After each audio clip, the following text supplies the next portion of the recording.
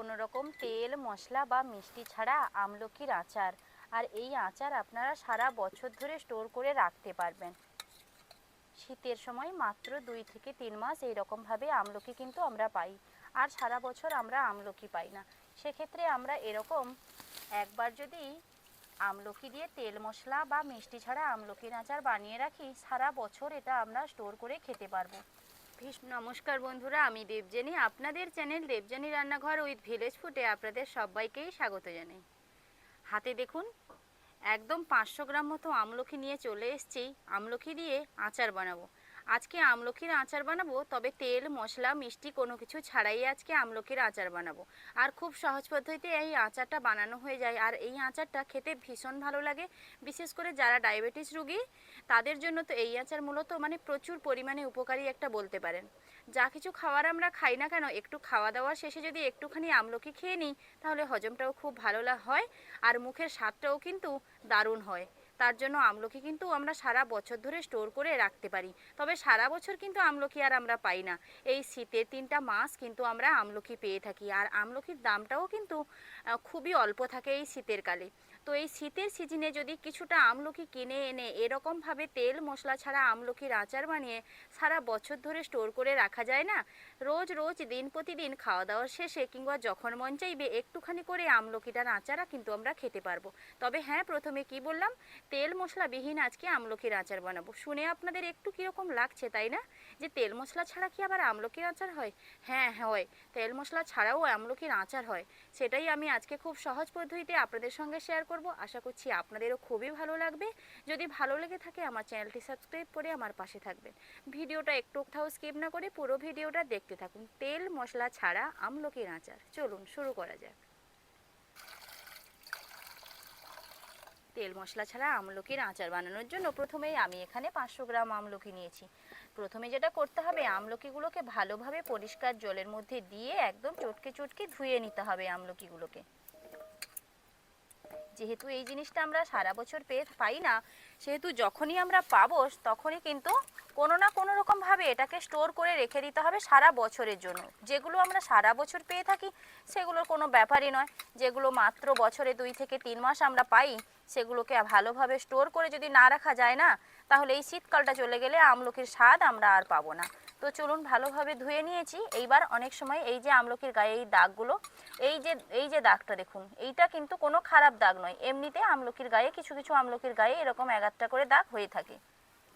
যেমন এই আমলকিটার গায়ে এরকম দাগ। এই দাগগুলো দেখে একদমই কিছু মনে করার ব্যাপার নেই। আর এই আমলকিটা কতটা ফ্রেশ দেখুন, সব রকমের মেশানো আমলকি এরকম থাকে। তো চলো জল ঝারিয়ে একটা বাটির মধ্যে নিয়ে নিই।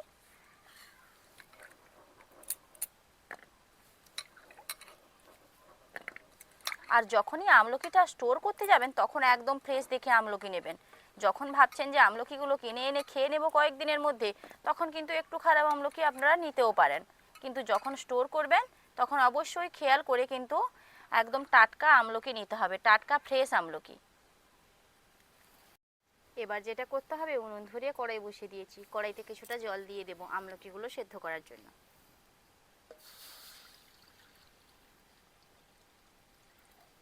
জলটা এমনভাবে দিতে হবে আমলকিগুলো যেন ডুবে থাকে জলের মধ্যে। আমলকিগুলো দিয়ে দেব।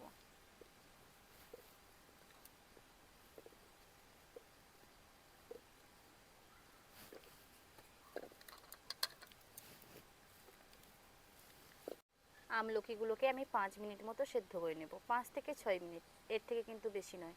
আমলকিগুলো এমনভাবে সেদ্ধ করতে হবে আমলকিগুলো গোটা থাকবে, কিন্তু হাত যখন দেবেন তখন কিন্তু পিস পিস হয়ে খুলে যাবে। ঠিক এরকমভাবে আমলকিটা সেদ্ধ করতে হবে, একবারে কাঁচাও থাকবে না। একবারে কড়াইতে যে একা একা আমলকির যে কয়েকটা ভাগ থাকে, এরকম একটা সরু সরু ভাগ থাকে, আমি আপনাদের দেখাবো, সেরকমভাবেও যেন হয়ে না যায়। সেরকম করেই কিন্তু আমলকিগুলোকে সেদ্ধ করতে হবে। তবে 5 মিনিট মতো আমি এগুলোকে ফুটিয়ে নিয়েই আপনাদেরকে দেখাচ্ছি। 6 মিনিট মতো কিন্তু হয়ে গেছে, আমলকিগুলো এবার সেদ্ধ হয়ে গেছে। আর কীরকম সেদ্ধ হয়েছে আমি আপনাদের দেখাচ্ছি। এখন বেশ খানিকটা গরম রয়েছে, এই দেখুন।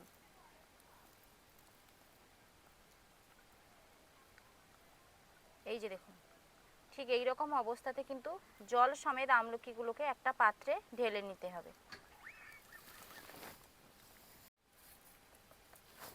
আচার বানানোর জন্য শুধুমাত্র আমলকিগুলোকে সেদ্ধ করার প্রয়োজন ছিল, আর কিন্তু উনুনের কোনো কাজ নেই, যা কাজ হবে এখানেই হবে। আমি এখানে বেশ কয়েকটা চেরা কাঁচা লঙ্কা নিয়েছি, চেরা কাঁচা লঙ্কাগুলোকে দিয়ে দেব। গরম জলের মধ্যে চেরা কাঁচা লঙ্কাগুলোকে দিলে পর কাঁচা লঙ্কাগুলো হালকা করে একটু সেদ্ধ মতন হয়ে যাবে, লঙ্কার ভেতর থেকে ঝালটা বেরোতে খুব সুবিধা হবে। লঙ্কাগুলোকে আমি ভালোভাবে চিড়ে নিয়েছি।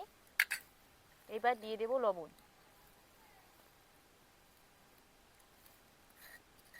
2 চামচ লবণ আমি এখানে দিচ্ছি। আরও কিছুটা দিয়ে দিচ্ছি। আমলকিতে একটু লবণের পরিমাণ বেশি থাকলে কোনো অসুবিধা নেই। গরম থাকা অবস্থাতে এরকমভাবে চারদিকে একটু ঘুরিয়ে নেব।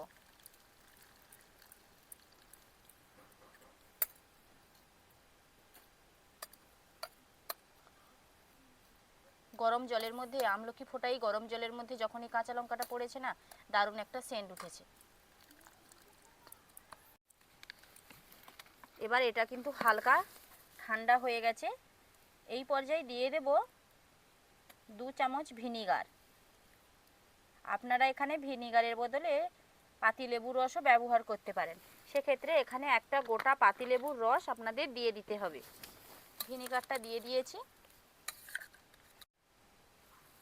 ভিনিগারটা আমি যে এখানে ব্যবহার করেছি তার একটাই কারণ, সারা বছর ধরে এটাকে যে স্টোর করে রাখবো, কোনো রকমের কোনোভাবে নষ্ট হবে না, তার জন্যই কিন্তু ভিনিগারটা দেওয়া। এইবার এটাকে কিন্তু একটা বয়ামের মধ্যে ভরে দিচ্ছি। আপনাদের হাতের কাছে যদি কাঁচের বয়াম থাকে অবশ্যই কাঁচের বয়ামে এটা রাখবেন। আর আমলকিগুলো কতটা সুন্দরভাবে ফেটে ফেটে গেছে আমি আপনাদের আবার একবার দেখিয়ে দিচ্ছি। দেখুন, ঠিক এই রকমভাবে ফুটফুটভাবে কিন্তু আমলকিগুলো ছেড়ে যাবে। এইবার আমলকিগুলোকে জারের মধ্যে ভরে দেব।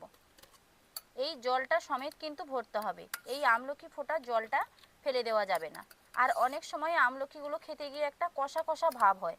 আজকে আমি যেভাবে আমলকির আচারটা বানালাম কোনো রকমের কষা ভাব হবে না। আর ভিনিগারটা দেওয়ার কারণে সারা বছর ধরে আপনারা স্টোর করলেও একটুও নষ্ট হয়ে যাবে না এই আমলকির আচারটা।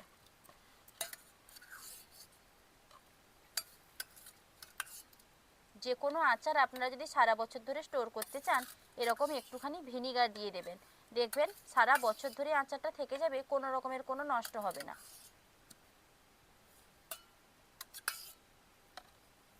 এই জল সমেত দিয়ে দেব।